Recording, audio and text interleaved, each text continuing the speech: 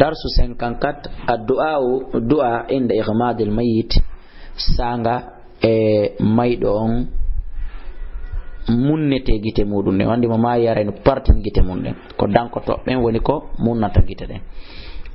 on tigi inna Allah ma la yaghfir li fulani Allah ya fakari bismi ola inde makko ne stay on tigi masalan ko Ibrahima wete inni Allah maghfir li Ibrahima warfa darajata banta daraja makko fil mahdiyina e fewbe ben wakhlufu lontinamo fi agibi baaw makko ka aduna ga fil ghabirina e ko do woni e be do wirnibe واغفر لنا يا فدامه وله امكو كانكو مايدون يا رب العالمين وافسالو ينينامو في قبرك قبر مكو نوير له نور اننامو اولغو اندايغينامو فيه كدووني فيه اندر قبر مكو